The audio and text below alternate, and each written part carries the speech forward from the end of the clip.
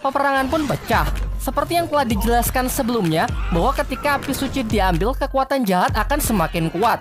Hal inilah yang membuat para klan kerbau sangat kesulitan menghadapi mereka.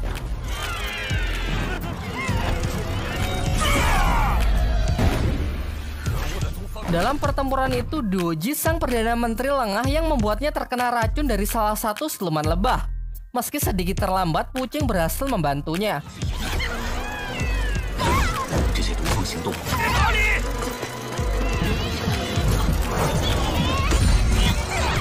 Sedangkan saat Bailang disibukkan dengan puluhan musuh yang mengepungnya, memberikan peluang bagi siluman tersebut untuk menculik Xiaoyi yang ternyata menjadi sasaran mereka sedari awal.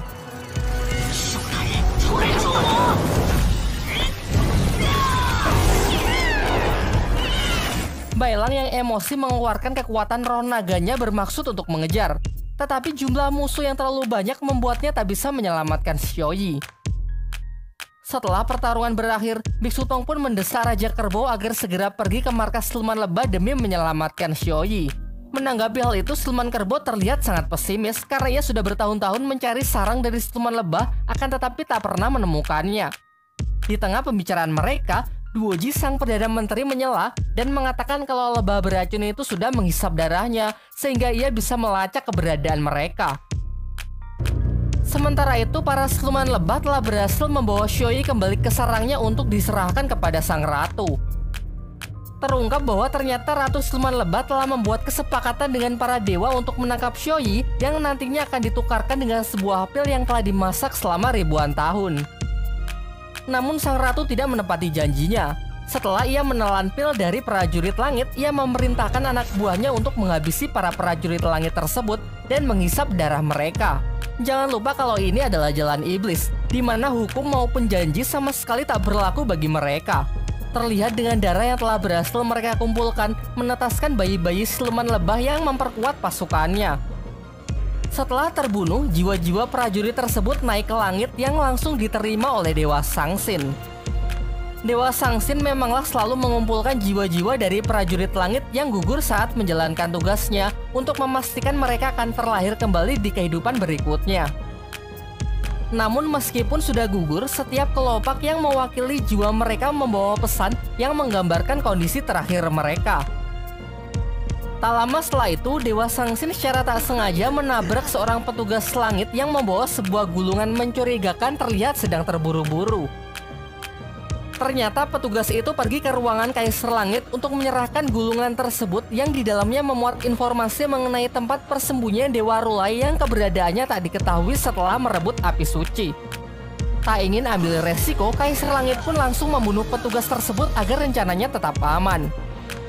Kaisar Langit yang sudah tidak sabar untuk meringkus Dewa Rulai memerintahkan Guang Mutian, merupakan salah satu dari keempat Raja Langit penjaga gerbang utara, untuk pergi ke lokasi yang tertera dalam gulungan tersebut. Ia juga memanggil Raja Gerbang Timur yang telah kita saksikan kehebatannya di bagian sebelumnya untuk menangkap Dewa Rulai. Bagaimanapun juga Dewa Rulai harus segera ditangkap, baik dalam keadaan hidup maupun mati. Diam-diam Dewa Sangsin mendengar pembicaraan mereka. Dewa Sangsin yang tengah menikmati secangkir kopi mengingat kembali kejadian dulu saat hubungannya masih baik dengan Dewa Rulai. Kala itu pasca kematian Sun Wukong, Dewa Sangsin berkunjung ke tempatnya. Ia menanyakan pandangan Dewa Rulai mengenai Sun Wukong karena seperti yang kita tahu, Dewa Rulai cukup dekat dengan Sun Wukong. Dewa Rulai pun mengatakan kalau menurutnya Wukong bisa melihat apa yang tidak bisa dilihat oleh orang lain. Mungkin saja ia benar mengenai kerajaan langit yang mulai menyimpang dari jalan kebenaran. Namun Dewa Sangsin yang tak senang dengan jawabannya bergegas pergi karena tak ingin menggoyahkan kepercayaannya kepada Kaisar Langit.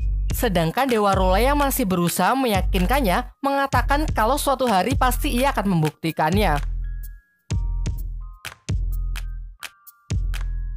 Singkat cerita, dua dewa yang diperintahkan telah sampai di Kutub Utara. Berdasarkan informasi yang diberikan, tempat inilah yang menjadi tempat persembunyian dari Dewa Rulai. Dewa Barat yang kesal karena tak menemukan apa-apa mengamuk dengan melepaskan tembakan-tembakan petirnya, berharap Dewa Rulai keluar.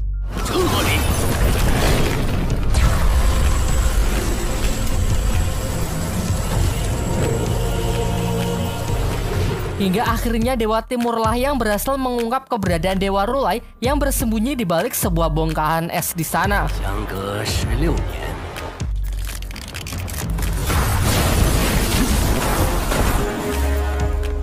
Dewa Rulai yang sudah tidak bisa sembunyi lagi tak punya pilihan lain selain menghadapi mereka berdua. Pertarungan pun tak terelakkan. Lantas Dewa Timur langsung berubah ke mode sangarnya, melipat gandakan kekuatan, kecepatan, serta pertahanannya. Sementara Dewa Barat pun juga sama sekali tak sungkan, langsung melepaskan serangan jurus petirnya untuk memulai pertarungan. Dewa Rulai sempat terlihat kewalahan mengatasi serangan kombinasi mereka. Namun ternyata yang mereka hadapi hanyalah salah satu dari bayangannya. Sedangkan yang asli diperlihatkan bersemedi dengan santainya. Dewa Timur kembali maju dengan tinju apinya, namun tanpa bergerak satu jari pun serangannya dapat dihentikan dengan mudah menggunakan belenggu air milik Dewa Rulai.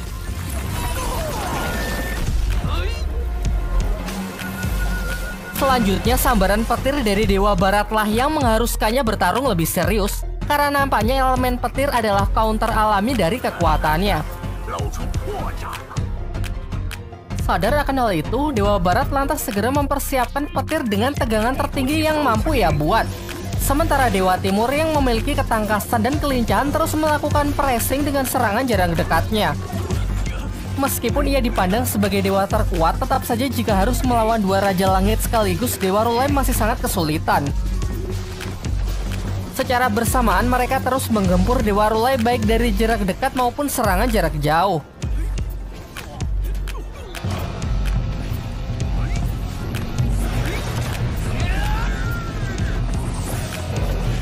Bahkan di bawah tekanan dari pukulan Dewa Timur, ia masih sempat bergerak cepat untuk menghentikan amukan dari petir Dewa Barat.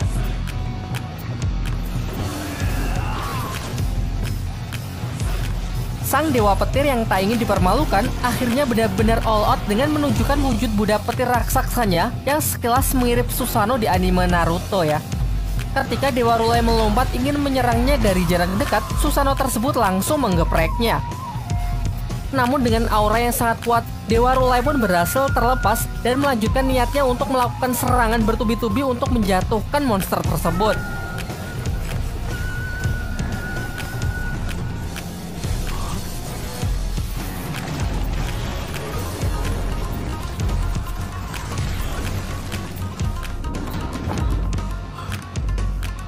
Lalu, Dewa Barat menyalurkan seluruh energinya untuk membuat semacam palu raksasa berlapis petir biru dengan kecepatan tinggi.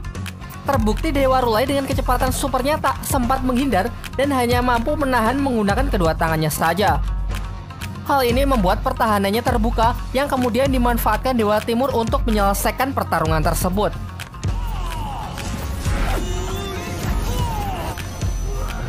Namun sangat mengejutkan, ternyata pukulan api super kuat itu diarahkan ke Dewa Barat.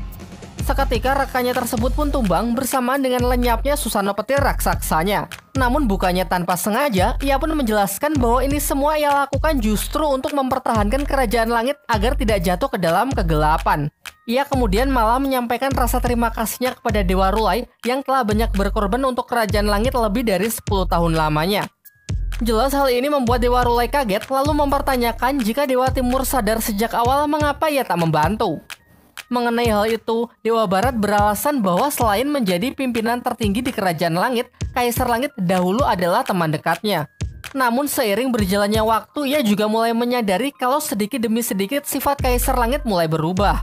Pada awalnya ia tak ingin melawan sahabatnya tersebut, hanya menganggapnya sakit dan mentoleransi seluruh perubahan sikapnya. Namun ketika memasuki masalah yang melibatkan api suci dan Dewa Rulai, kini ia pun benar-benar tidak bisa berpura-pura bodoh lagi. Kerajaan Langit semakin terkikis bayang-bayang kegelapan, konsekuensinya pun tak akan bisa dibayangkan akan menjadi seburuk apa. Kemudian kita juga dibawa flashback ke beberapa tahun yang lalu. Di kediamannya terjadi peristiwa yang sangat mengerikan. Salah satu pelayannya mati mengenaskan, diselimuti aura kegelapan yang tersembunyi di dalam Kerajaan Langit. Ia lantas menceritakan masalah ini kepada Dewa Rulai yang kala itu masih menjabat menjadi dewa yang dihormati di Kerajaan Langit. Menanggapi hal itu, Dewa Rulai pun mengatakan kalau menurutnya terdapat dua kemungkinan. Kemungkinan yang pertama adalah ulah dari jiwa iblis dari dunia bawah yang mencoba menerobos. Kalau itu benar, pasti jiwa iblis tersebut sangatlah kuat. Namun yang sulit dikatakan adalah kemungkinan kedua, yaitu kegelapan tersebut tumbuh dan berkembang di dalam istana langit itu sendiri. Sekarang setelah rangkaian peristiwa yang terjadi, ia pun mulai mengerti. Lantas ia pun mempercayakan Dewa Rulai untuk pergi demi mendapatkan lebih banyak petunjuk lagi agar kebenaran dapat kembali ditegakkan. Sedangkan Dewa Timur akan tetap tinggal menunggu pasukan langit yang pasti akan segera datang untuk menangkapnya. Ia juga menyuruh Dewa Rulai agar tidak cemas karena ia sudah memiliki rencana tersendiri. Dan benar saja, sesaat setelah Dewa Rulai pergi, pasukan langit pun datang untuk menangkapnya atas perintah dari Kaisar Langit. Kaisar Langit pun benar-benar tidak menyangka jika teman yang sangat ia percaya bersekongkol dengan Dewa Rulai untuk mengkhianatinya. Ia lalu menegaskan bahwa ini adalah dosa yang tidak terampuni.